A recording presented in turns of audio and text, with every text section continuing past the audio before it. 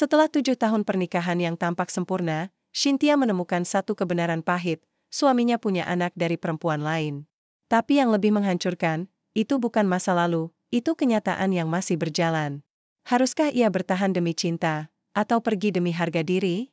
Tidak ada yang benar-benar tahu kapan cinta mulai berubah menjadi sunyi. Tidak ada pula yang bisa memastikan kapan senyuman seorang pasangan mulai kehilangan kehangatannya. Tapi Cynthia, dia tahu persis kapan semuanya mulai terasa berbeda. Pagi itu, aroma kopi masih memenuhi ruang makan kecil di rumah mungil mereka. Pras duduk di kursi favoritnya, menatap layar ponsel tanpa mengangkat kepala saat Cynthia meletakkan secangkir kopi panas di hadapannya. Dulu, ucapan terima kasih dan kecupan singkat di kening adalah hal kecil yang selalu Pras berikan. Kini, yang ia terima hanyalah diam, dan detak waktu yang terasa hambar. Pulangnya jangan larut, ya, ucap Cynthia pelan, berusaha terdengar ringan. Pras hanya mengangguk tanpa menatap. Ada rapat malam ini. Itu jawaban yang terlalu sering ia dengar. Cynthia menarik napas dalam-dalam, menelan kecewa yang tak bisa ia tunjukkan. Ia tak ingin terlihat cerewet. Ia tak ingin menjadi istri yang mengekang. Tapi setiap malam yang dihabiskan Pras di luar rumah membuat hatinya seperti tanah retak yang tak pernah disirami. Setelah Pras pergi, Cynthia menatap piring-piring kosong dan 2 cangkir kopi yang tersisa di meja. Rumah mereka masih sama, cat dindingnya belum pudar, lukisan pernikahan mereka masih tergantung rapi di ruang tamu. Tapi cinta itu seperti bayangan yang pelan-pelan menghilang. Ia berjalan ke dapur, membersihkan sisa sarapan sambil mencoba menenangkan pikirannya. Bukan sekali 2 kali ia merasa Pras menyimpan sesuatu. Tapi bukankah semua pernikahan memang akan sampai di titik jenuh? Ia mencoba menghibur diri dengan kalimat itu, namun rasa sesak tetap tak pergi. Siang harinya, Cynthia duduk sendirian di ruang tamu, menatap foto-foto pernikahan mereka yang tersusun rapi di album tua. Ia menyentuh wajah Pras dalam gambar, senyum yang dulu membuatnya yakin telah memilih pria yang tepat. Mereka jatuh cinta tanpa banyak drama. Pras adalah pria tenang, sederhana, dan bertanggung jawab. Ia melamar Cynthia dengan cara yang sederhana tapi tulus. Dan Cynthia menerima dengan keyakinan penuh bahwa lelaki ini akan menjadi rumah terbaiknya. 7 tahun sudah mereka hidup bersama. 7 tahun membangun keluarga kecil yang mungkin tidak sempurna, tapi cukup bahagia. Namun kini, semua terasa seperti ilusi yang dipaksa bertahan. Cynthia membuka laci di bawah meja TV, mencari charger ponsel. Tapi matanya justru menangkap benda asing, kertas tiket pesawat dan nota pembayaran hotel. Ia mengernyit, tanggalnya baru saja lewat. Tujuan penerbangannya ke kota yang bukan tujuan dinas biasa Pras.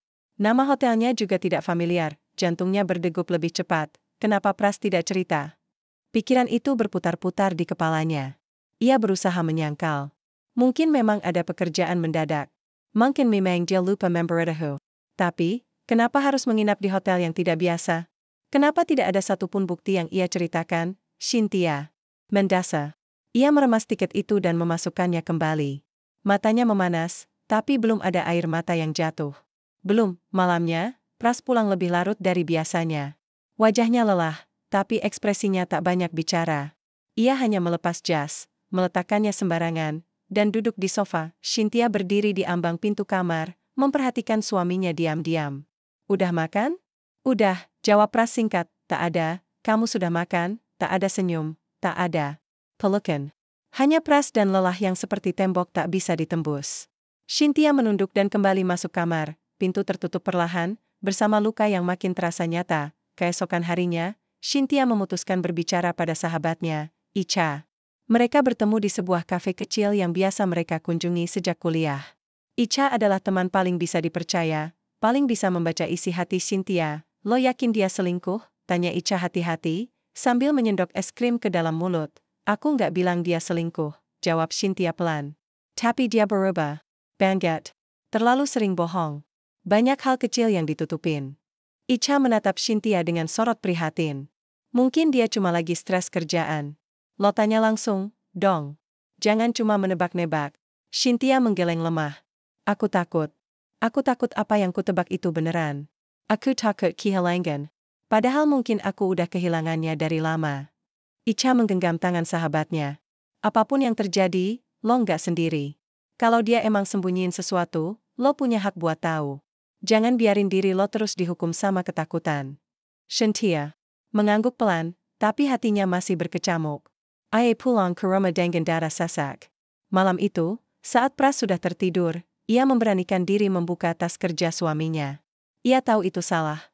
Tapi hatinya tak bisa lagi menahan gelisah yang makin menggerogoti. Di dalam tas itu, ia menemukan catatan kecil bertuliskan nama seseorang, Nita, dan di bawah nama itu, ada nomor ponsel. Nama itu seketika membangkitkan ingatan lama. Nita adalah teman dekat Pras dulu. Pernah dekat, tapi katanya hanya sebatas rekan kerja.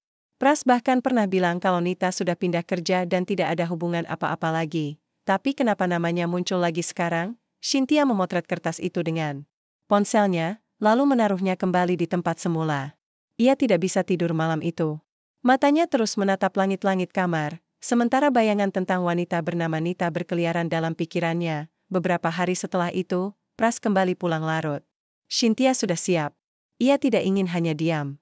Ia ingin tahu, kamu masih sering komunikasi sama Nita? Tanyanya tiba-tiba saat Pras melepas sepatu. Pras terkejut, lalu menatap Cynthia dengan bingung. Nita siapa? Cynthia menatap lurus ke matanya. Nita yang kamu bilang dulu udah nggak ada urusan apa-apa. Tapi kenapa aku nemuin namanya lagi? Pras menghela napas. Kamu ngacak-ngacak barangku. Aku cuma nyari kebenaran. Karena kamu nggak pernah kasih jawaban. Suara Cynthia mulai bergetar. Tapi ia tetap berdiri tegak. Pras tampak ingin menjawab, tapi urung. Ia berjalan menuju kamar, menghindar. Lagi-lagi, diam menjadi tameng. Cynthia berdiri di ruang tamu, sendirian. Hatinya runtuh sedikit demi sedikit. Ia tahu ini baru permulaan. Tapi luka yang ditinggalkan, sudah terlalu dalam untuk diabaikan. Hujan turun sejak pagi, menetes di atap rumah mereka dengan ritme lambat yang seperti ikut menangisi apa yang tengah dirasakan hati Cynthia. Di luar sana langit mendung. Tapi di dalam dirinya, awan kelabu jauh lebih gelap.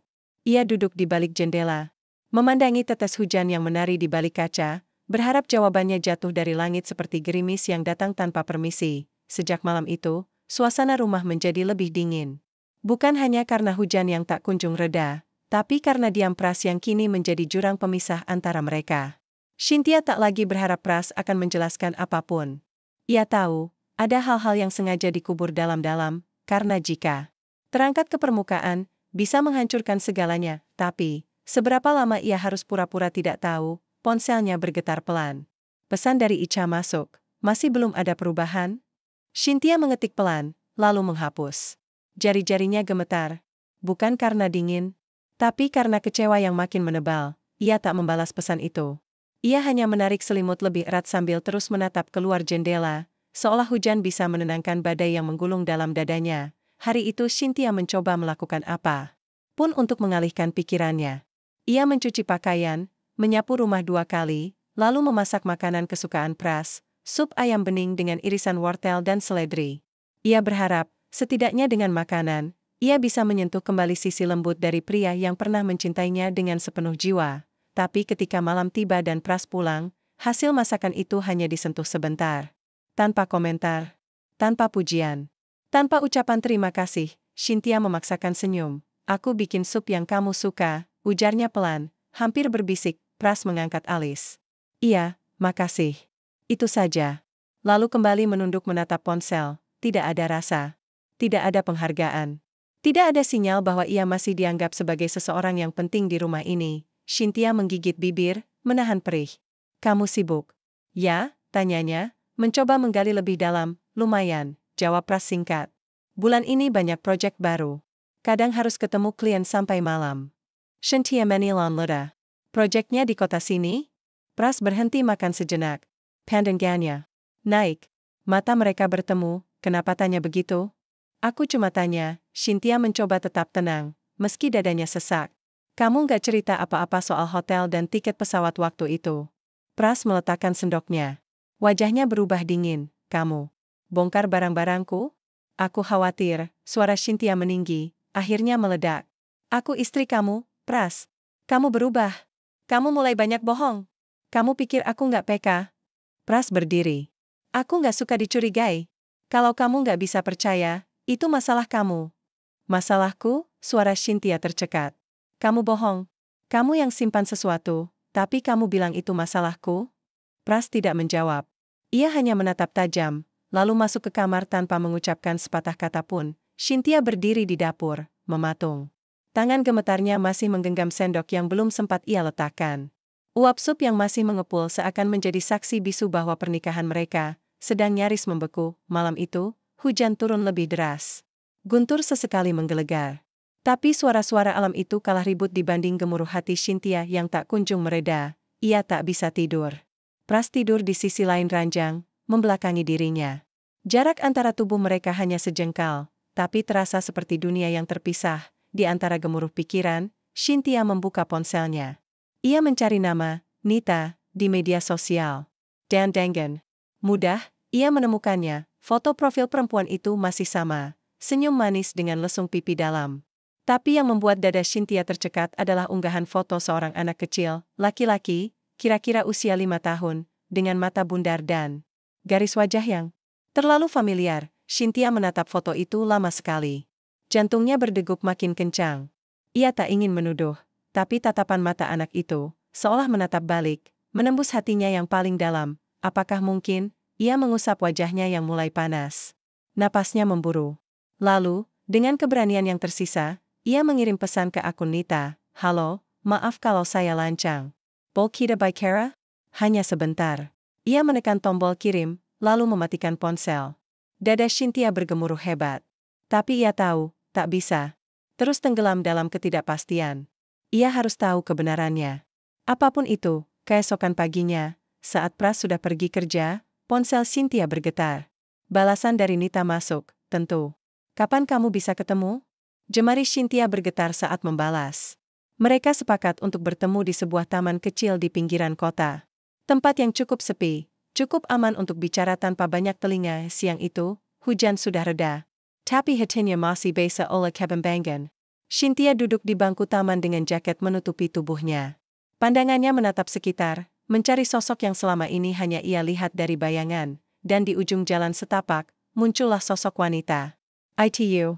Nita datang dengan membawa seorang anak kecil yang menggenggam tangan kirinya. Cynthia terpaku. Napasnya seolah tertahan, mereka mendekat.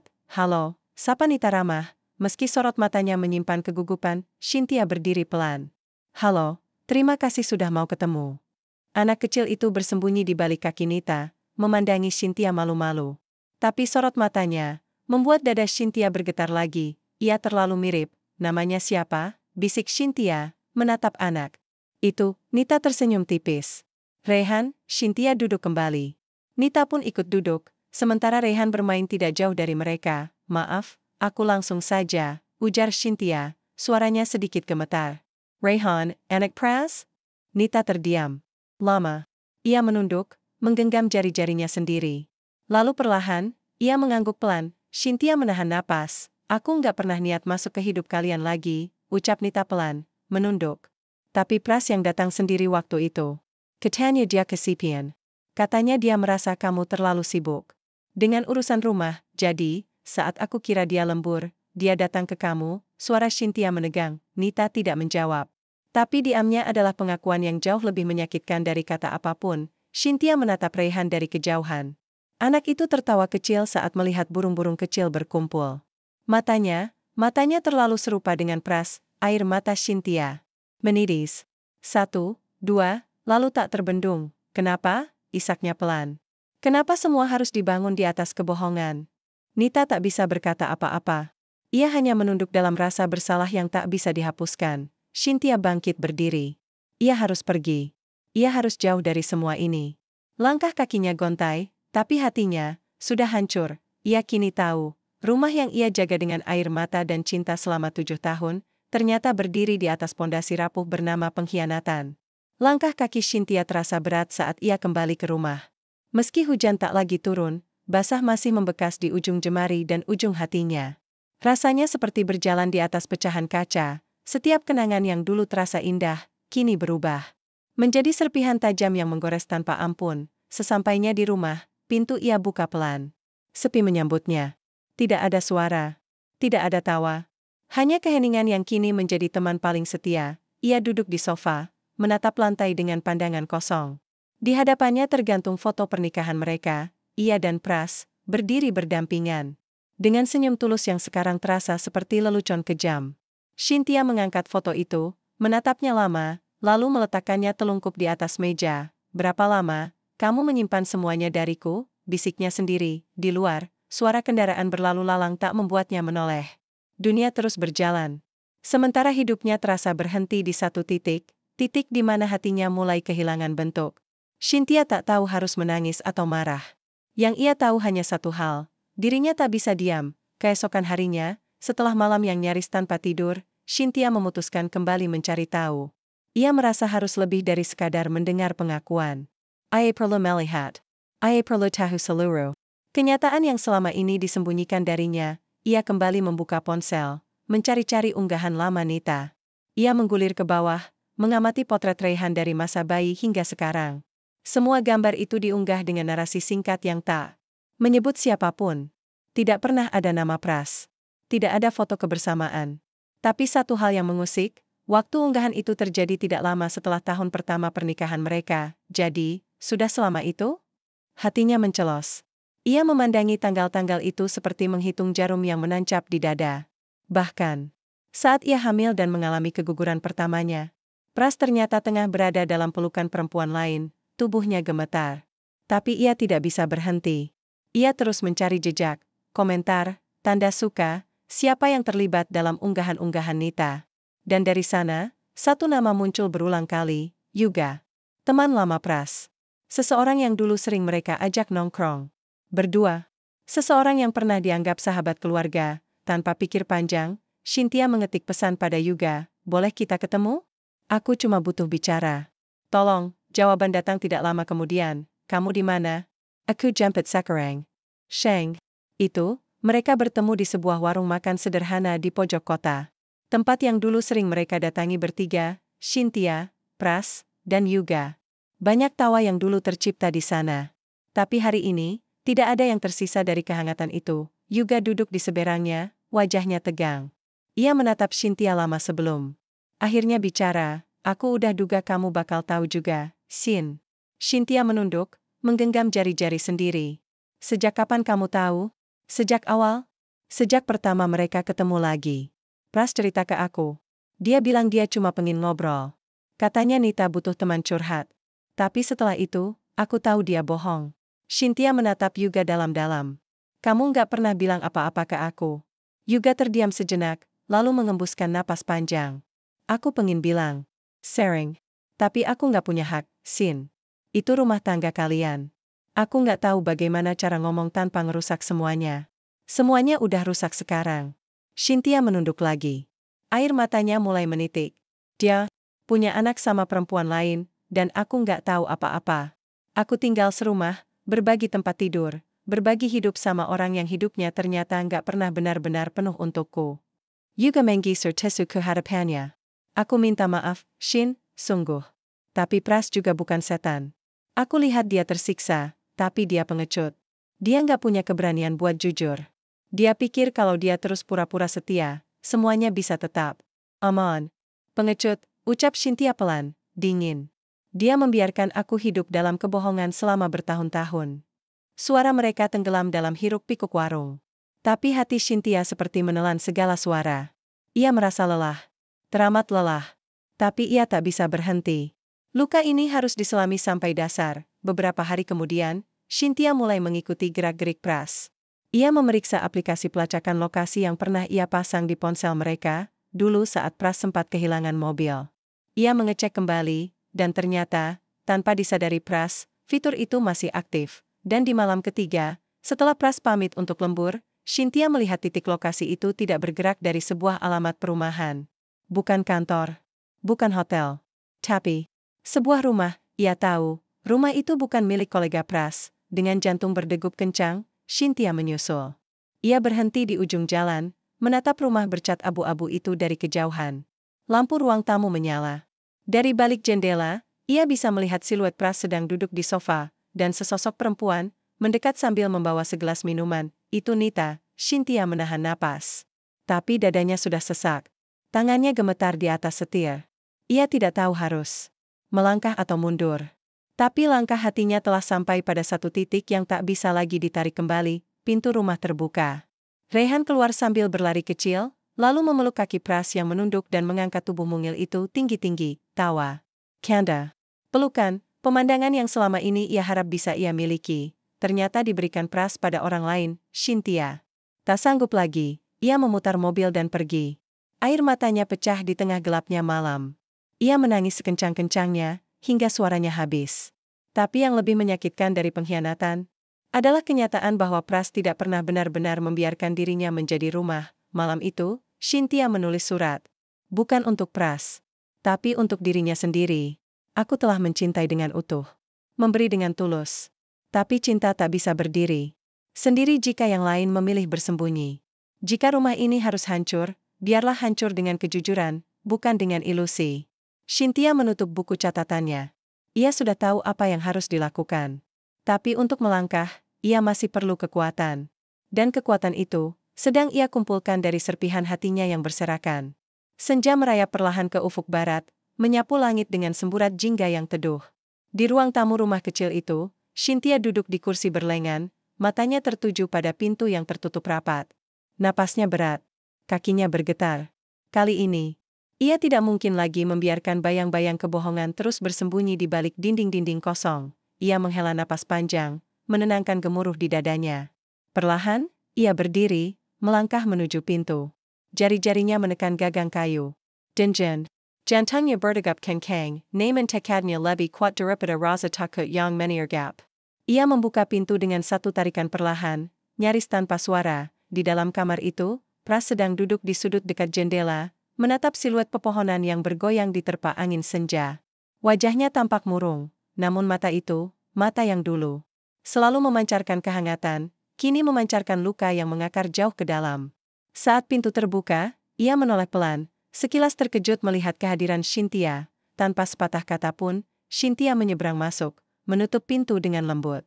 Di belakangnya, ruangan menjadi sunyi, hanya terdengar detak jarum jam di dinding. Getaran tiang lampu di sudut mengiringi ketegangan yang terus memuncak. Aku tahu kau melihatnya, bisik Cynthia, suaranya bergetar tetapi penuh kepastian. Kau tahu tentang Nita dan Rayhan. Pras menunduk, menahan pandangannya dari tatapan Cynthia. Hening menyapa, lalu pecah oleh desahan pelan. Aku tidak bermaksud menyakiti, ucapnya akhirnya, suaranya seret. Cynthia mengangkat dagu, menatap lurus ke matanya. Tidak bermaksud? Kau telah memupuk benih kebohongan sejak lama. Kau menanam rahasia di tanah rumah kita, lalu berharap aku akan memetik bunga cinta sejati.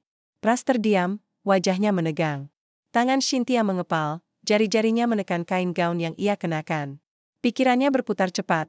Semua kenangan manis tiba-tiba berubah menjadi noda hitam yang sulit dihapus. Apa yang kau harapkan? Cynthia bertanya lagi, suaranya naik setingkat lebih lantang. Apakah kau pikir kejujuran akan mengubur luka yang telah kau ciptakan? Pras menatap Cynthia, sebentar terperangah mendengar nada getir dalam suaranya. Ia menyusun kata, mencoba menemukan alasan yang mungkin masih tersisa. Aku takut kehilanganmu, ucapnya lirih. Saat aku dengan Nita, bukan berarti aku mencintainya. Tapi, aku merasa sendirian. Di rumah ini, aku merasa tidak diterima. Aku merasa kau selalu menuntut kesempurnaan, padahal aku hanya manusia biasa. Cynthia menahan tawa sinis yang hampir keluar. Menuntut kesempurnaan? Aku hanya ingin kau ada untukku. Aku hanya ingin kita berbagi rasa, berbagi cerita, bukan kau menghilang di balik pintu-pintu rahasia. Air matanya mulai menetes, tetapi ia menggigit bibir bagian dalam, berusaha menahan tangis. Selamat. Kau berhasil membuatku percaya pada kesempurnaanmu. Dan kini aku tahu, kesempurnaan itu hanya topeng rapuh yang menutup wajah gelap yang kau sembunyikan. Pras bangkit dari kursi, mendekati Cynthia, ingin meraih tangannya. Namun ia ragu, seolah takut disentuh oleh senjata luka yang dipakai istrinya. Shin, maafkan aku. Aku tak pernah bermaksud menghancurkanmu. Cynthia menarik langkah mundur, menolak dekapan yang muncul. Tidak ada maaf yang cukup untuk memulihkan kepercayaan yang hilang. Kau telah menodai cinta yang kekira suci. Tatapannya melayang ke jendela. Cahaya senja merembes lewat tirai tipis, menari di lantai kayu. Ia menahan tangis, menahan amarah yang tumpah ruah. Namun akhirnya, dengan gemetar, suaranya pecah. Kau bilang takut kehilangan. Tapi kau bahkan tak pernah sadar bahwa aku sudah kehilangan diriku sendiri saat kau memilih berbohong. Pras menunduk dalam-dalam. Kesunyian kembali membayang, purnama. Senja yang pudar seketika. Ia tahu, Tiada lagi kata-kata manis yang mampu menutup patah hati yang membeku. Cynthia menoleh, menatap meja rias kecil di sudut kamar. Di sana tergantung sepucuk surat yang belum terbuka. Surat yang ia temukan di meja makan tadi siang. Surat yang berisi permintaan Pras agar mereka berbicara sepenuh hati. Surat yang kini menjadi saksi bisu konflik yang meruncing. Apakah ini suratmu? Tanyanya sambil menunjuk amplop putih itu. Pras mengangguk pelan. Ya, aku menulisnya pagi tadi. Aku ingin kita bicara. Aku ingin kau tahu semua, sebelum kau mendengar dari orang lain. Cynthia mengangkat surat itu, memegangnya lamat-lamat. Terlalu sedikit. Terlalu terlambat. Ia melipat amplop dengan kasar, lalu meletakkannya kembali. Jika kau memang ingin memulai lagi dengan jujur, kau harus siap menghadapi konsekuensi. Kau harus siap melihat aku bangkit, tanpa memerlukanmu. Pras menggigit bibir, menahan sesak. Ia akan bicara, tetapi bibirnya kaku. Kata-kata yang harus diucapkan terlalu berat untuk dirangkai. Akhirnya, ia hanya mengangguk, menunduk dalam-dalam. Menerima penolakan pertama yang pernah ia rasakan, sunyi mengambang di antara mereka. Senja di luar beranjak gelap, menandakan waktu terus berjalan, merenggut kesempatan, menegaskan bahwa keputusan sudah dibuat. Cynthia melangkah menuju pintu. Matanya tidak lagi menatap Pras, melainkan memandang jauh ke lorong panjang yang menuju hidup baru, yang kini harus ia jalani sendiri. Tubuhnya gemetar, bukan karena dingin senja, tetapi karena beban yang digendong begitu berat. Sebelum melewati ambang pintu, ia sempat menoleh sekali lagi, memandang suaminya yang kini terpuruk dalam penyesalan. Tanpa sepatah kata, ia memilih pergi, membiarkan jejak langkahnya menapaki lantai kayu yang dulu mereka huni bersama. Setelah pintu tertutup pelan, hanya satu hal yang tertinggal, tatapan kosong Pras yang menyesali segala kesalahan. Di lorong, Cynthia menarik napas dalam, menahan air mata yang akhirnya pecah. Ia menutup mata, merasakan tubuhnya luruh di atas dinginnya lantai. Rasa letih, kecewa, dan duka menyatu dalam satu hembusan napas panjang. Aku akan baik-baik saja, batinnya tegar. Asal aku tak lagi hidup dalam bayang kebohongan. Di luar kamar, kegelapan malam merayap, menelan sisa senja. Namun di balik gelap itu, Cynthia merasakan kilau harapan, kecil, rapuh, tetapi nyata. Harapan untuk memulai lembaran baru, di mana matanya tak lagi mau menyimpan rahasia. Sejak malam itu, dunia Cynthia tidak lagi sama. Segalanya terasa berubah, bahkan hal-hal yang seharusnya tetap. Aroma kopi di pagi hari tak lagi menghangatkan hati. Sinar matahari yang masuk lewat celah tirai hanya membakar luka yang masih terbuka. Ia tidak tidur di kamar sejak percakapan terakhir mereka. Ia memilih tidur di sofa, membiarkan ruang tidur menjadi milik Pras yang kini bahkan tak lagi bicara. Tak ada lagi tanya atau sapa. Hanya langkah-langkah asing yang berjalan dalam rumah yang dulunya mereka isi dengan cinta dan cerita. Hari ini adalah hari terakhir bulan. Dulu, mereka biasa menandainya dengan makan malam sederhana di luar. Tapi pagi ini, yang ada hanya kesunyian yang membeku di antara dinding rumah. Cynthia duduk di kursi dapur, menyendok bubur yang nyaris dingin. Makan bukan karena lapar, tetapi karena tubuhnya butuh bertahan. Telepon genggamnya bergetar, satu pesan masuk. Dari Nita. Aku minta maaf, Shin. Aku tahu ini menyakitkan. Tapi Raihan ingin tahu siapa ayahnya. Aku tak pernah berniat menghancurkan rumah kalian. Aku juga terluka. Tapi Pras yang datang padaku, bukan sebaliknya. Cynthia membaca pesan itu tanpa ekspresi. Seakan air matanya telah habis beberapa hari lalu, seakan hatinya sudah kebal pada perih. Tapi dalam diamnya, hatinya merintih. Ia tahu, ucapan maaf tak akan pernah cukup untuk mengobati luka yang dikhianati dua kali, oleh cinta dan oleh kepercayaan. Siangnya, Cynthia memutuskan untuk berbicara. Bukan lagi dengan air mata, bukan dengan amarah. Tapi dengan kejelasan.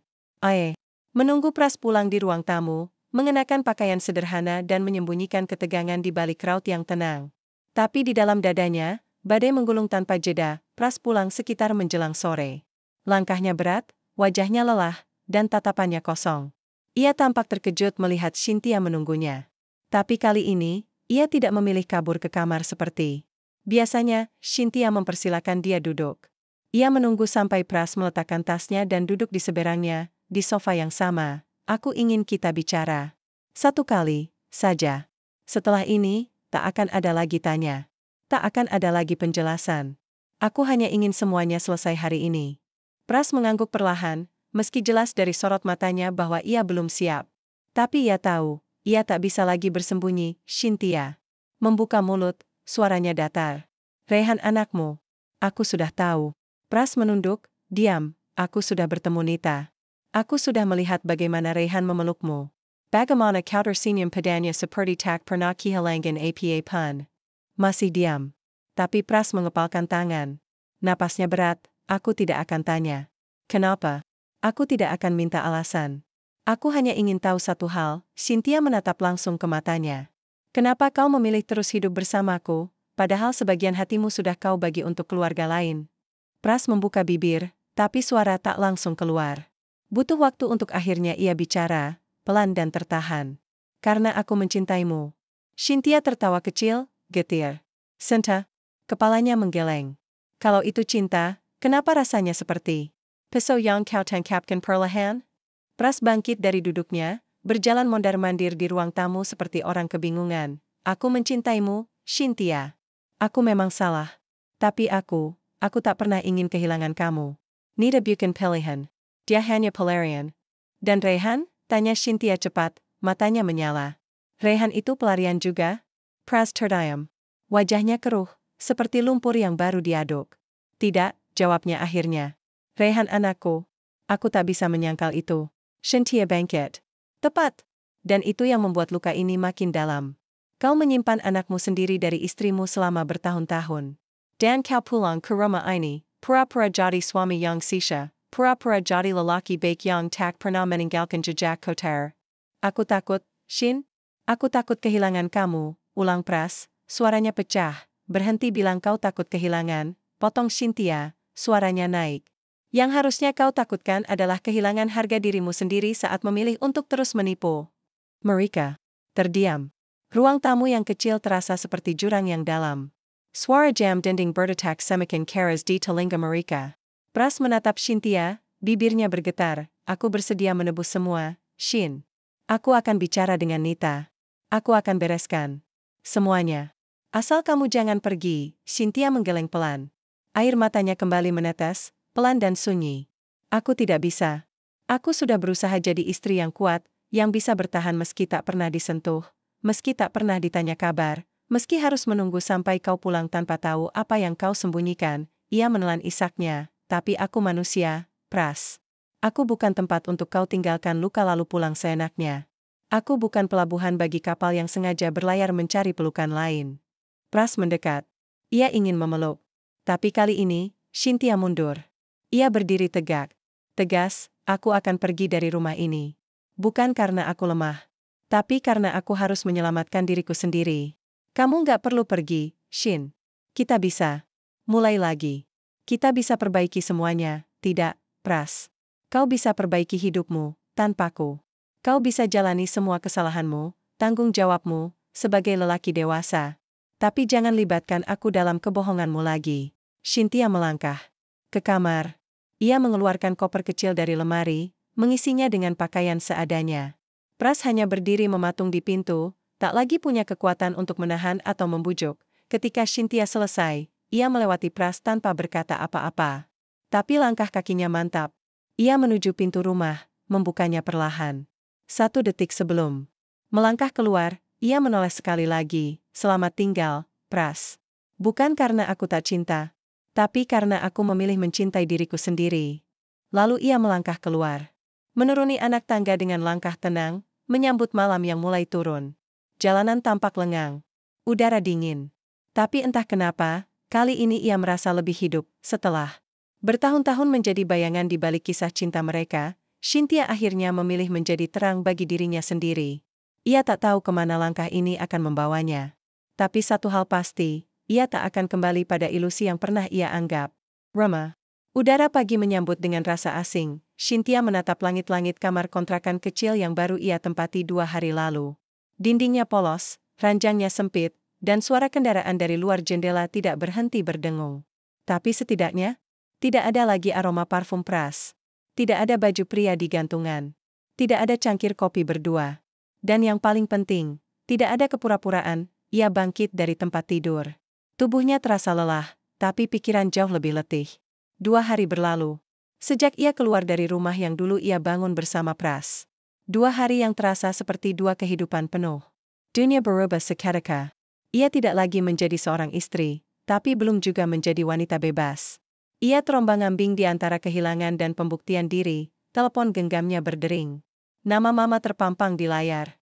Cynthia menahan napas, menatap layar selama beberapa detik sebelum akhirnya menjawab.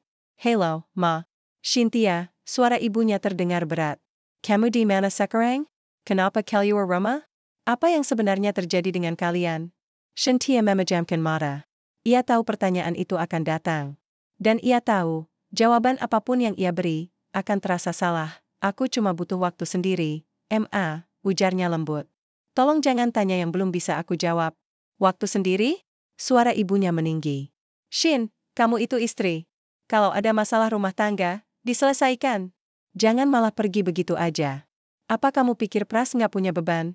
Kamu itu perempuan, harus lebih sabar." Napas Cynthia tercekat. Kata-kata itu bukan hal baru. Ia sudah terlalu sering mendengarnya.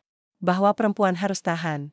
Bahwa rumah tangga itu tentang bertahan, bukan bahagia. "Ma, kalau sabar itu artinya aku harus tetap diam ketika dikhianati, aku rasa aku sudah terlalu banyak bersabar." Ibunya terdiam sejenak, lalu suara lebih lembut datang. "Pras nggak salah, Nak. Dia bilang dia nyesal. Dia carry kamu kemana-mana. Katanya kamu nggak mau dihubungi. Kamu yakin ini yang terbaik?" Cynthia menahan isak yang nyaris keluar. "Aku nggak pergi karena marah, Ma. Aku pergi karena aku harus selamat." Telepon terdiam lama. Hanya suara napas ibu di seberang yang terdengar. Akhirnya, tanpa kata-kata tambahan, telepon terputus. Hari-hari setelahnya berjalan lambat. Cynthia mulai mencari pekerjaan sampingan. Ia mengambil proyek lepas untuk menulis konten online, meski bayarannya kecil. Tapi ia tetap jalani. Uang bukan alasan utamanya. Ia hanya ingin sibuk. Ia ingin pikirannya dipenuhi hal-hal lain, bukan kenangan tentang Pras atau luka yang terus membekas. Namun tetap saja, malam selalu menjadi musuh terberat. Saat semua hal tenang, saat lampu dimatikan, saat tak ada suara, Cynthia sering menangis sendiri. Ia mengingat segalanya. 7 tahun. 7 tahun yang ia kira penuh cinta, ternyata dibangun di atas ilusi. Ia masih menyimpan foto pernikahan mereka di dalam tas. Bukan karena tak bisa move on, tapi karena ia masih ingin mengingat, agar tidak mengulangi luka yang sama di masa depan. Suatu sore, pintu kontrakannya diketuk. Cynthia baru selesai mencuci piring, masih mengenakan pakaian rumah saat ia membuka pintu. Dan di depan sana, berdiri Pras. Matanya sembab. Kumis tipisnya tak terurus. Ia berdiri dengan tangan kosong, tanpa koper, tanpa tas. Hanya dirinya dan wajah yang penuh sesal. "Cynthia," suaranya serak. Cynthia tidak langsung menjawab. Ia hanya menatap, tak bergerak. "Aku mohon, dengarkan aku satu kali saja." Cynthia membuka pintu lebih lebar. "Mesak. Tapi jangan harap aku akan luluh." Mereka duduk berhadapan. Pras menatap sekitar kamar kontrakan yang sempit, matanya berkaca-kaca. "Tempat ini terlalu kecil untuk kamu. Kamu nggak pantas tinggal di sini." Cynthia tersenyum tipis. "Tempat ini lebih jujur daripada rumah kita yang besar dan mewah. Di sini, nggak ada kebohongan yang dibungkus rapi." Pras menunduk.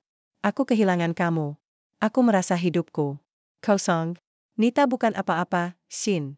Aku bahkan nggak pernah rencanakan semuanya. Bukan soal rencana, Pras.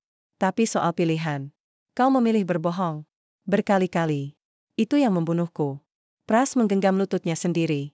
"Aku udah bicara sama Nita. Aku bilang hubungan kami nggak bisa dilanjutkan. Aku cuma mau fokus ke Rehan sebagai ayah. Tapi untuk urusan hati, hanya kamu. Selalu kamu." Cynthia terdiam lama. "Kau bilang ingin fokus ke Rehan? Jadi, kau akan menggirasnya juga?" "Ya. Dia darah dagingku, Sin." Cynthia menatap Pras lama sekali. "Ada luka di sana. Luka dalam yang belum kering. Lalu kau berharap aku tinggal diam melihat anakmu tumbuh dari rahim perempuan lain, sementara aku harus belajar menerima semua itu dengan hati yang penuh luka. Aku nggak berharap kau bisa menerima semuanya langsung. Aku tahu itu egois. Tapi aku rela nunggu. Aku akan tebus semuanya." Cynthia menarik napas dalam.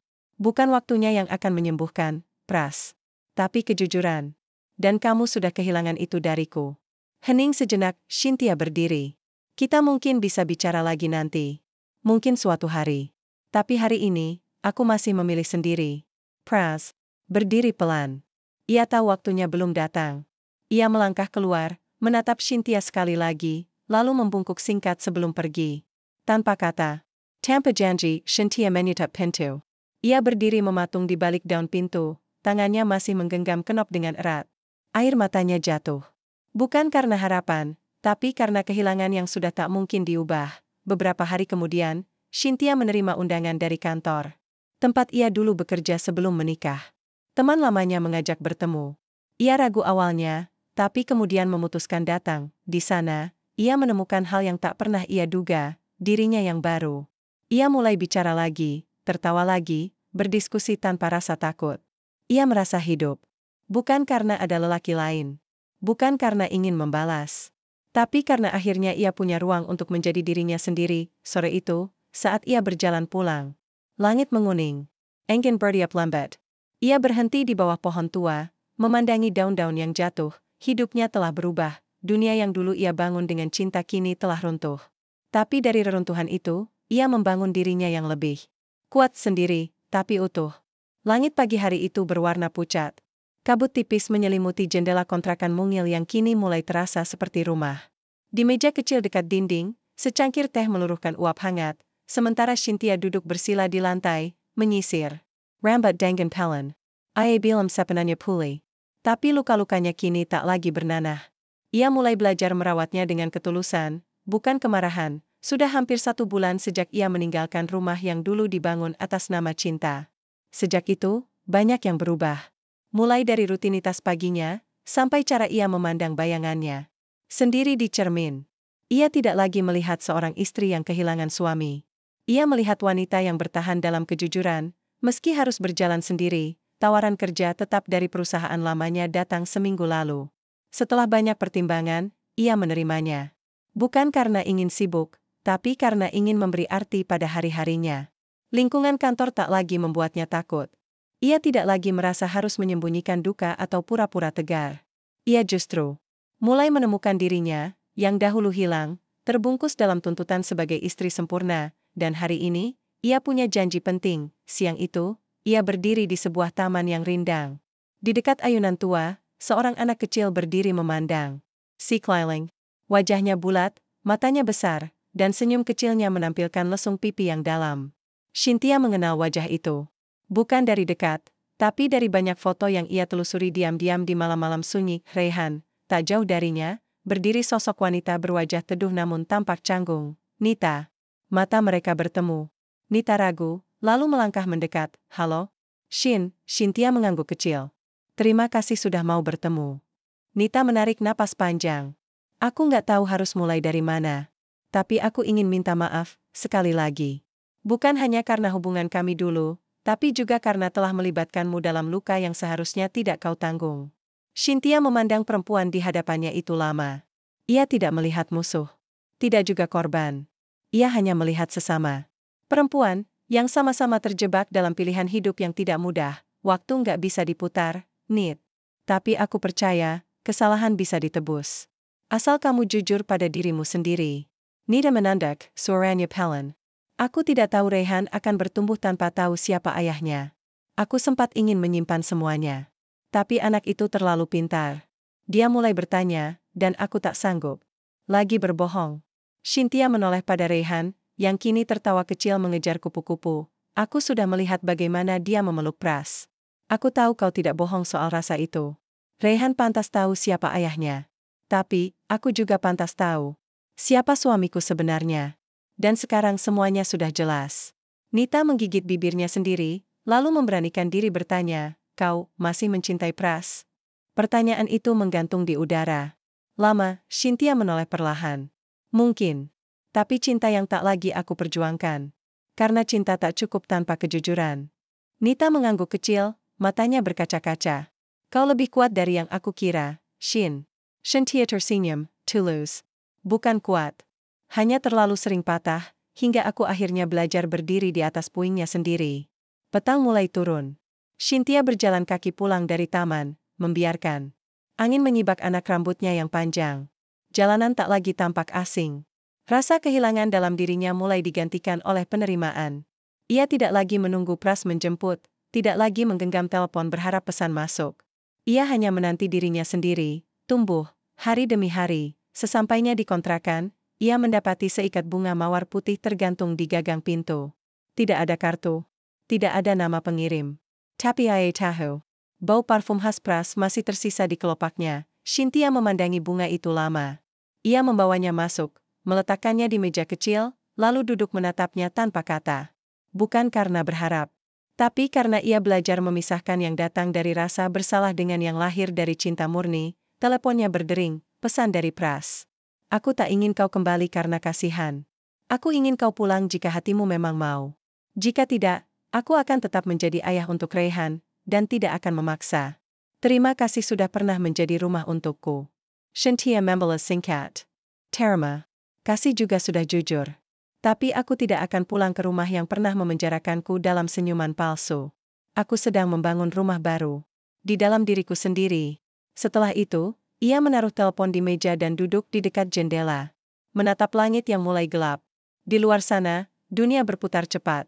Tapi di dalam dirinya, ada kedamaian kecil yang perlahan tumbuh. Ia tersenyum, meski air matanya jatuh. Bukan karena duka, tapi karena akhirnya, ia tahu, hatinya telah menemukan rumah baru, dan rumah itu bukan berada di sisi siapapun, tapi ada di dalam dirinya sendiri. Langit pagi itu cerah, tapi hati Cynthia belum sepenuhnya terang. Sudah 2 minggu sejak pertemuan dengan Nita dan Rayhan di taman. Waktu berjalan, dan ia membiarkan dirinya larut dalam kesibukan, berharap luka akan larut bersama waktu. Tapi ternyata, waktu bukanlah penyembuh mutlak. Ia hanya menyediakan ruang. Dan dalam ruang itu, Cynthia sadar, ia harus belajar berdamai, bukan melupakan. Di kantor barunya, wajah-wajah ramah mulai menjadi sahabat. Rekan kerja menyambutnya dengan cerita-cerita ringan, diskusi pekerjaan, bahkan tawa kecil yang perlahan menghangatkan hatinya. Meski belum sepenuhnya lepas dari trauma, tapi setiap hari, ia mulai percaya bahwa hidup masih bisa dilanjutkan. Bahkan setelah dihancurkan oleh cinta, namun dunia di luar kantor tidak seramah itu. Pada akhir pekan, ia memutuskan untuk pulang ke rumah orang tuanya. Ibunya sempat menelpon beberapa kali, terdengar khawatir, tetapi juga penuh tekanan. Dan hari itu, Cynthia ingin menunjukkan bahwa ia baik-baik saja, meskipun sebenarnya belum sepenuhnya. Saat ia tiba di depan rumah yang sejak kecil menjadi tempat tumbuhnya, ayahnya membuka pintu lebih dulu. Wajah sang ayah tenang, namun terlihat ada keraguan. Cynthia mencium tangannya, lalu memeluk erat tubuh renta itu sejenak. Ayah hanya mengelus punggungnya, tanpa banyak kata. Di ruang tamu, ibunya sudah duduk. Wajahnya kaku. Ada amarah yang belum disampaikan. Ada luka batin seorang ibu yang merasa harga diri keluarganya tercoreng karena anak gadisnya meninggalkan suami. Cynthia mencoba membuka pembicaraan lebih dulu. Aku sehat. Aku kerja lagi. Sudah mulai stabil. Sewa kontrakan sendiri. Nggak usah khawatir. Tapi ibu hanya melipat tangan di dada. Stabil itu bukan berarti kamu benar. Tetap saja kamu istri. Tugasmu itu pulang. Aku bukan pergi untuk main-main, Aku pergi karena dikhianati, jawab Cynthia dengan lembut. Dikhianati? Lalu lari? Lalu membiarkan pernikahan kalian hancur? Suara ibunya naik 1 oktav. Apa kamu pikir hidup ini cuma tentang harga diri perempuan? Lalu anaknya Pras itu, anak sah. Bukan hasil zina. Jadi kenapa kamu harus pergi? Cynthia menarik napas. Suara itu menusuk, bukan karena maknanya, tapi karena datang dari perempuan yang melahirkannya. Aku bisa menerima Rayhan. Aku bisa terima masa lalu. Tapi aku nggak bisa menerima kebohongan yang dipelihara selama bertahun-tahun. Ibunya berdiri, melangkah mendekat. Kamu tahu nggak, tetangga-tetangga pada ngomong apa? Mereka bilang kamu nggak becus jadi istri. Suami selingkuh, kamu malah minggat. Harusnya kamu lawan dari dalam. Bukan kabur seperti anak kecil. Cynthia menahan air mata. Ia memandang ibunya dengan perih yang menyesakkan dada. Aku bukan anak kecil, Aku justru dewasa karena memutuskan menyelamatkan diriku. Aku nggak ingin menghabiskan sisa hidupku pura-pura bahagia, hanya demi menjaga nama keluarga. Ibunya menatap balik, keras. Tapi ada getar dalam mata itu. Ia tahu anaknya terluka.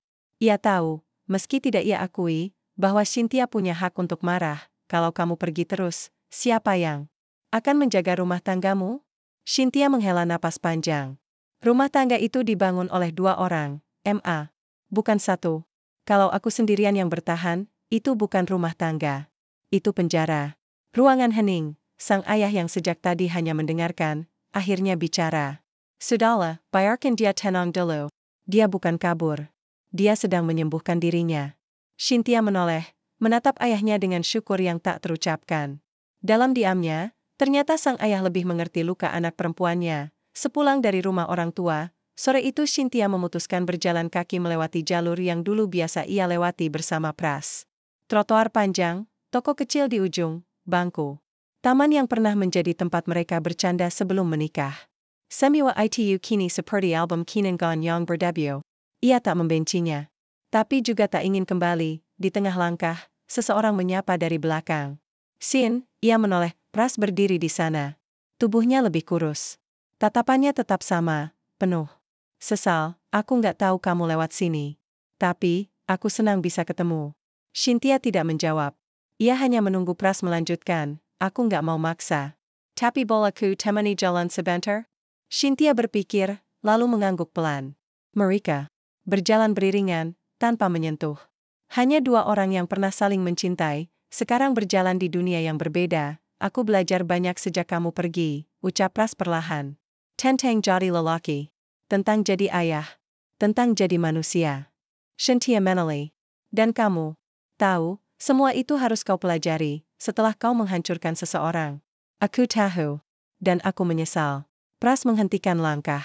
Tapi aku juga sadar, aku nggak punya hak lagi untuk minta kamu kembali. Aku cuma ingin bilang, kalau kamu butuh sesuatu, aku akan bantu. Bukan sebagai suami. Tapi sebagai orang yang pernah kamu selamatkan dari dirinya sendiri. Cynthia menatap langit senja yang mulai turun. Aku sudah tidak ingin kembali, Pras. Tapi aku tidak membenci. Pras mengangguk. Itu lebih dari cukup.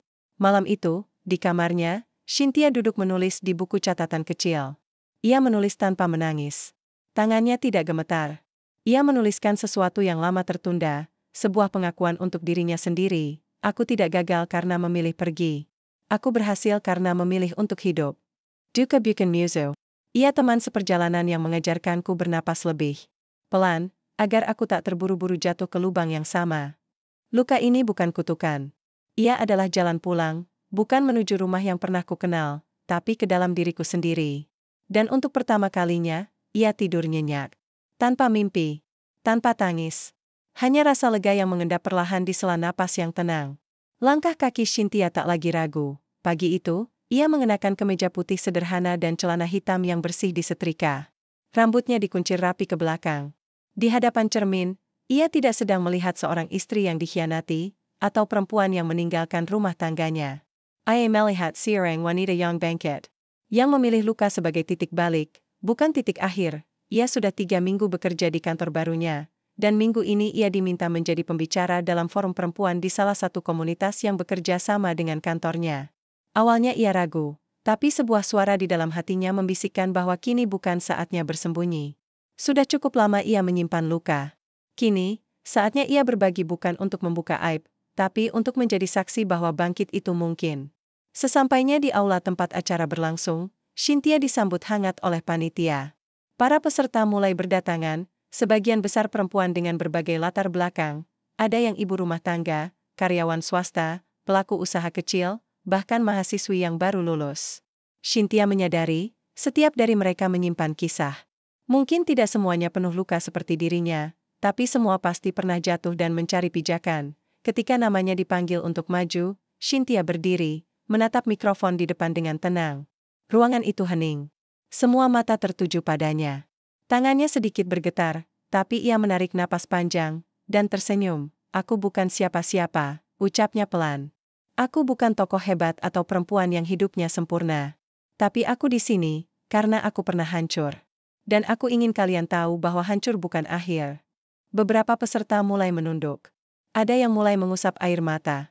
Cynthia melanjutkan, beberapa bulan lalu, aku tinggal di rumah yang besar. Lengkap. Ada suami. Ada cinta yang kupikir nyata. Ada senyum setiap pagi, dan ucapan selamat malam yang dulu kubanggakan di media sosial. Tapi di balik itu semua, ada luka yang kubiarkan diam terlalu lama. Dan akhirnya, diam itu yang mematahkan aku. Ia menghentikan sejenak, menatap satu persatu peserta. Aku pernah merasa malu karena harus keluar dari rumah tangga yang kupertahankan mati-matian. Aku pernah dibisikkan kata-kata pedas, perempuan kok kabur dari rumah?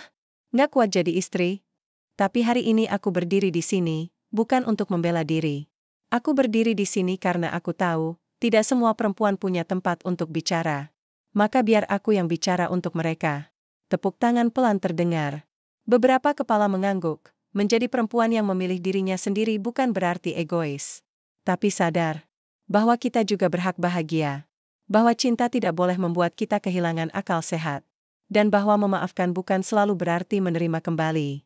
Di akhir sesi, Cynthia menatap mikrofon, lalu berkata pelan, dan untuk siapa pun di luar sana yang sedang mempertanyakan harga dirinya karena dihancurkan orang yang dicintai, ingatlah, kau masih utuh. Meski orang lain mencoba membuatmu patah. Ketika ia kembali ke kursinya, peserta berdiri memberikan tepuk tangan. Tapi yang membuat Cynthia nyaris menangis, adalah ketika seorang ibu berusia separuh baya memeluknya erat di luar ruangan. Terima kasih, nak, bisik ibu itu sambil menangis. Aku nggak punya anak perempuan. Tapi hari ini, rasanya aku punya satu. Hari-hari setelah itu berjalan lebih tenang. Aktivitas Cynthia makin sibuk, namun ia tidak pernah lagi merasa hidupnya kosong. Ia mulai menulis artikel rutin tentang pemberdayaan perempuan. Ia juga menjadi relawan komunitas untuk mendampingi para istri korban kekerasan verbal dan finansial. Setiap kali ia memandang wajah-wajah perempuan yang mulai tersenyum kembali, ia merasa ada makna dalam lukanya, namun satu hal belum selesai. Pras belum benar-benar ia hadapi dalam percakapan terbuka. Bukan karena ia ingin menjauh, tapi karena ia ingin berdiri di hadapannya bukan sebagai istri yang terluka, melainkan sebagai wanita yang utuh, dan hari itu, kesempatan itu datang. Pras menghubungi Cynthia, mengajak bertemu di sebuah kafe kecil dekat taman kota. Ia mengiyakan, dengan syarat hanya ingin bicara, tanpa harapan, tanpa tekanan. Ketika ia tiba, Pras sudah duduk menunggu. Wajahnya lebih tenang dari sebelumnya, namun tetap menyimpan kesedihan. Mereka saling menyapa sopan. Tidak ada pelukan, tidak ada keintiman. Hanya dua orang yang dulu saling mencinta, kini duduk seperti dua musim yang pernah saling bersentuhan, namun kini berjalan di arah berbeda. Aku dengar kamu banyak kegiatan sekarang, ucap Pras, membuka percakapan. Cynthia tersenyum kecil. Ayah, lumayan sibuk. Kamu terlihat kuat, kata Pras, menunduk. Lebih dari yang pernah aku lihat. Cynthia menatapnya lekat. Karena aku sudah cukup lelah menjadi perempuan yang hanya kuat dalam diam. Aku memilih jadi kuat karena sadar. Pras menunduk. Aku ingin minta maaf. Bukan untuk diperbaiki. Tapi untuk melepaskan. Aku sadar, aku bukan rumah yang layak kamu tempati. Cynthia terdiam lama. Lalu ia menjawab, kau pernah jadi rumah. Tapi kini aku membangun rumahku sendiri. Dan kamu benar, kita memang harus saling melepaskan. Bukan karena tidak cinta, tapi karena cinta yang tidak jujur tidak layak dipertahankan. Mereka mengakhiri pertemuan itu dengan senyuman tipis. Tanpa air mata. Tanpa harapan yang tergantung. Hanya kesadaran bahwa tidak semua perpisahan adalah kegagalan. Beberapa adalah penyelamatan. Malam harinya, Cynthia kembali ke kamarnya. Ia membuka jendela, menatap langit yang cerah. Di dalam hatinya, ia tidak lagi merasa kosong. Ia tidak lagi mengingat Pras sebagai pusat hidupnya. Ia hanya mengingat dirinya sendiri, sebagai perempuan yang pernah terluka, pernah hancur, tetapi akhirnya memilih untuk berdiri, dan berdiri, bukan untuk siapa-siapa tapi untuk dirinya sendiri. Pagi itu langit bersih, seolah ikut menandai bahwa perjalanan yang panjang akan tiba pada garis terakhirnya. Cynthia membuka tirai jendela kontrakannya. Udara segar menyusup masuk, membelai wajahnya lembut. Ia menghirup napas panjang. Rasanya seperti mencicipi hidup untuk pertama kalinya. Tidak lagi dikejar rasa bersalah, tidak lagi diburu luka lama. Pagi ini, miliknya sepenuhnya, tepat di meja kerjanya, terdapat sebuah map berisi surat resmi. Ia diminta menjadi narasumber dalam seminar nasional untuk topik perempuan, luka, dan daya hidupnya. Awalnya ia merasa itu terlalu besar. Tapi kali ini, ia tak ingin menyusutkan dirinya lagi. Ia membaca ulang naskah sambutannya, lalu melipatnya hati-hati. Setelah itu, ia berdiri dan mengenakan sepatu, bukan untuk lari dari masa lalu, melainkan untuk melangkah ke tempat yang memang sudah lama. Menunggunya, acara berlangsung di sebuah gedung pertemuan megah. Di barisan depan, duduk banyak perempuan dari berbagai usia dan latar belakang. Sebagian datang dengan luka yang masih basah. Sebagian lainnya telah menjadi wajah-wajah tangguh yang tak lagi terikat oleh kenangan pahit ketika Cynthia dipanggil. Naik ke panggung, ia berjalan dengan langkah ringan. Tidak ada yang perlu dibuktikan. Tidak ada yang perlu dikejar. Ia hanya ingin menjadi cermin. Agar para perempuan lain bisa melihat bahwa mereka tidak sendirian. Di atas panggung, ia tidak membaca naskah, ia hanya membuka suara. Dari dada yang telah penuh dengan pengalaman, bukan dari kepala yang menyusun kata-kata manis. Hidup tidak pernah menjanjikan kita jalan yang mulus. Tapi hidup juga tidak pernah menentak kita untuk bertahan dalam kesakitan demi orang lain. Ia memandang ke arah hadirin. Aku pernah dicintai, lalu dikhianati. Aku pernah mencoba memaafkan, lalu disalahkan. Karena memilih pergi. Tapi hari ini, aku ingin berdiri bukan sebagai perempuan yang ditinggalkan. Aku ingin berdiri sebagai perempuan yang memilih dirinya. Hening, lalu tepuk tangan merambat pelan, seperti ombak kecil yang tak ingin mengganggu ketenangan air. Naaman. Saat tangan-tangan itu terus beradu, suara menjadi bulat, dan mata-mata mulai berkaca. Sepulang dari acara, Cynthia berjalan sendirian di trotoar panjang yang dipenuhi bunga Kamboja. Udara sore menghangatkan tubuhnya, dan di dalam dadanya, ada ruang luas yang kini tidak lagi dihuni dendam. Ia tiba-tiba berhenti di sebuah kios kecil yang menjual bingkai kayu. Tanpa berpikir panjang, ia membeli satu bingkai. Lalu ia pulang. Di rumah, ia mencetak foto dirinya sendiri, yang diambil seorang panitia seminar tadi siang. Di foto itu, ia sedang berbicara di atas panggung, wajahnya tenang, matanya berpendar. Ia meletakkan bingkai itu di meja kerja, bukan untuk narsis, tapi sebagai pengingat bahwa perempuan dalam foto itu adalah dirinya yang telah berjuang. Jatuh, ditinggalkan, menangis sendirian, lalu bangkit tanpa perlu menjelekkan siapapun. Beberapa minggu kemudian, sebuah kabar datang, Nita mengirim pesan. Rehan akan pentas drama sekolah untuk pertama kalinya. Ia ingin Cynthia hadir, jika berkenan. Bukan sebagai bagian dari keluarga, tapi sebagai seseorang yang pernah membantu Nita mengambil keputusan penting untuk jujur pada anaknya. Awalnya Cynthia ragu. Tapi ia memilih datang. Bukan karena ingin mengikat masa lalu, tapi karena kini ia tahu batasannya. Ia hadir di acara itu dengan pakaian sederhana, duduk di barisan belakang. Saat Rehan naik ke atas panggung, Cynthia tersenyum. Anak itu tumbuh. Baik. Matanya cerah. Langkahnya percaya diri. Pras juga hadir, duduk tak jauh dari Nita. Mereka tampak menjaga jarak, tapi tak bermusuhan. Hubungan mereka kini hanya sebatas orang tua yang berbagi tanggung jawab. Pras melihat Cynthia dari kejauhan. Ia tersenyum dan mengangguk pelan. Cynthia membalas anggukan itu dengan tenang. Tidak ada lagi sakit hati. Tidak ada lagi harapan. Hanya rasa syukur karena semua telah mendapatkan tempatnya masing-masing. Malamnya, Cynthia menulis di jurnalnya, hidup bukan tentang siapa yang paling lama bertahan. Tapi siapa yang berani menyudahi kebohongan meski dunia menyuruhnya diam. Aku bukan perempuan yang sempurna. Tapi aku perempuan yang berani mencintai dirinya lebih dulu. Dan kini, aku tahu bahwa akhir tidak selalu berarti kehilangan. Kadang, itu justru awal yang tidak kita tahu telah kita tunggu seumur hidup. Ia menutup buku, meniup lilin kecil di meja. Lalu tidur. Tanpa sesak. Tanpa mimpi buruk. Hanya kedamaian yang mengisi ruang-ruang sunyi dalam dirinya. Cynthia tidak lagi menunggu pulang. Karena ia sudah sampai di rumah. Rumah yang ia bangun sendiri, dari reruntuhan, dari tangis, dari doa, dan dari keberanian untuk hidup tanpa penyesalan. Dan di sanalah kisahnya berakhir. Bukan dengan pernikahan. Bukan dengan dendam. Melainkan dengan ketenangan.